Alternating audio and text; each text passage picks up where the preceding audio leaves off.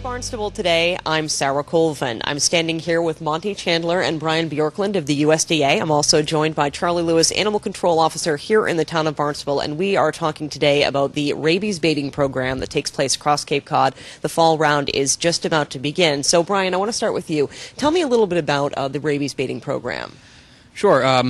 Beginning in 2002, USDA became cooperators in the Cape Cod rabies vaccination program.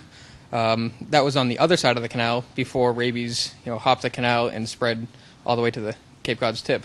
For many years, we were baiting from Yarmouth through Provincetown to reduce the number of rabies cases in those towns. And over the past few years, we've seen a dramatic decline in rabies cases on the Cape, especially in those towns from Yarmouth through Provincetown.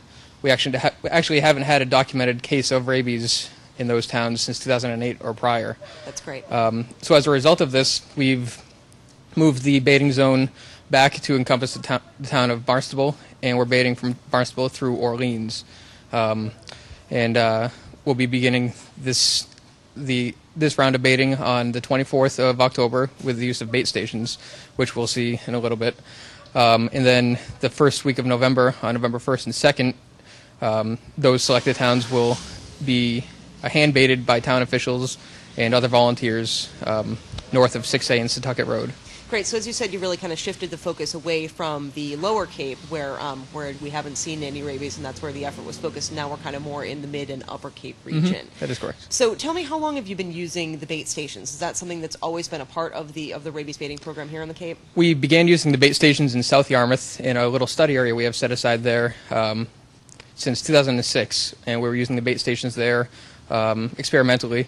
We were seeing encouraging results there with the raccoon serology we collected, and in the fall of 2009 we expanded the bait station zone to encompass Barnstable through Orleans. The bait station is comprised of a 4-inch PVC pipe, 4-inch in diameter, and it's approximately 2.5 or 3 feet tall, with an elbow on the end, painted camouflage, and we basically fill the baits in the top, and the raccoons and other wildlife can come by and just pull the baits out like a little gumball machine. Our target species are raccoons, although it will vaccinate coyotes and foxes, but we are, on Cape, we are targeting raccoons. And there are two different formats we're using. In the bait stations, we're using a 1-inch by 1-inch fish meal polymer block bait, and the vaccine's in a little packet inside of that. And the other format that we're using via the hand distribution is almost a little ketchup packet that's coated with a fish meal coating on that. Sure. So, of course, these are in the bait stations, and they will be, as you said, distributed by hand in several towns. What do pet owners need to be aware of when it comes to these baits? Are they harmful to our dogs and cats? Yep, these baits have been proven safe on over 60 species of animals. They're completely safe for dogs and cats. We just ask that during the baiting time to keep your pets on a leash, and if your dog or cat were to come across one of the baits, if it eats multiple baits, it might get an upset stomach, but that's really the worst of it. So we just ask to carefully remove the bait from the pet's mouth and either throw it into the woods or just dispose of it in your trash can. Great. Charlie, can you talk to me a little bit about Barnstable Animal Control's involvement in the baiting program? We have assisted in the hand distribution part of it mainly, and also surveillance program, submitting to Brian some of the deceased raccoons that we find. We've also tracked for a number of years the different spots that have come up positive and negative. So currently we're on a low climb. We haven't had any positive cases for a while now. Great. And what can pet owners do to make sure they stop the spread of rabies, or what they can do to kind of prevent their animals from getting this disease? I know vaccination is a big thing. Right. All dogs and cats and ferrets as well are required in Massachusetts to be vaccinated beginning at 5 to 6 months of age, and then periodically either a 1-year vaccine or 3 years after that. So, Brian, talk to me a little bit more about the distribution of the baits. Of course, we're focused here in the town of Barnstable, but where, again, if you can remind us where the bait stations are going to be set up, and how do you select those areas? Sure. The bait stations are set up in areas of high quality raccoon, coyote, fox, the target species habitats. So mainly near wetlands, river systems, some urban areas where raccoon densities are relatively high due to trash cans and that sort of thing. South, we have bait stations set up south of 6A. 6A. Yep. And in Barnstable, it's actually south of. I'm sorry. 132. Yeah, right. And we have a higher density of bait stations south of Route 28 due to the higher quality raccoon populations and habitat there. Right. About how long does it take? How long do you keep the bait stations filled? What's the kind of length of time for the fall session of baiting? Baits will be in the bait stations for 3 straight weeks. We will check each bait station on a weekly basis to make sure the baits are feeding correctly and that the station has not been completely emptied. On the 3-week mark, all remaining baits that are in the bait stations will be removed and hand distributed in western parts of Barnstable, in Cotuit, Osterville, and Marston's Mills. Now, how does the hand distribution work? Do you have volunteers going out in cars, or animal control officers like Charlie and other people kind of just tossing the bait out the car windows? How does it work? Yep, we supply each town with numerous maps with the baiting areas highlighted, and basically the town employees and other volunteers. The Senior AmeriCorps has been a huge help in recent years. They'll go around, drive every road, and bait. Just toss the baits out the window in higher quality habitats, trying to avoid lawns and driveways and schools and that sort of thing. But, under shrubs and patches of woodlands, wetlands, that sort of thing. Tell me a little bit about your involvement in the rabies baiting program and how it differs, on the other side of the bridge. Well, I supervise the program, Wildlife Services, and we actually cover 3 states out of our state office in Amherst.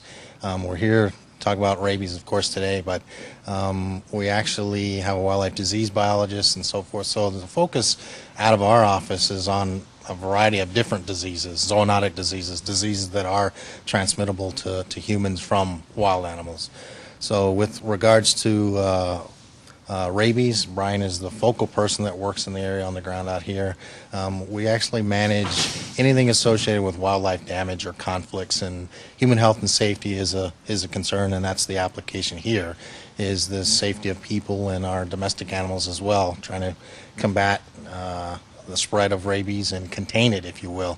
So that's been the objective with regards to the Cape, is we saw the advance of the rabies, so it was to try to contain it, which it reached Provincetown, so there wasn't much containment there. It's kind of self-containing on a peninsular area, and so the next move was to see if we can actually advance and get the disease to go the other direction. And when I say to go the other direction, it's looking at a barrier type of a circumstance. You want to kind of stamp out the disease, if you could, by building inoculated or a vaccinated population, such that the diseased animals or potentially diseased animals are on the one side of the barrier, and then over time you just try to advance the barrier back to hopefully reaching a point that we had several years ago, which was, no rabies on the Cape. Exactly, and as Brian told us earlier, we haven't had a documented case of rabies on Cape Cod since 2008. So it seems this program has been successful. From Yarmouth through Provincetown. From Yarmouth through Provincetown.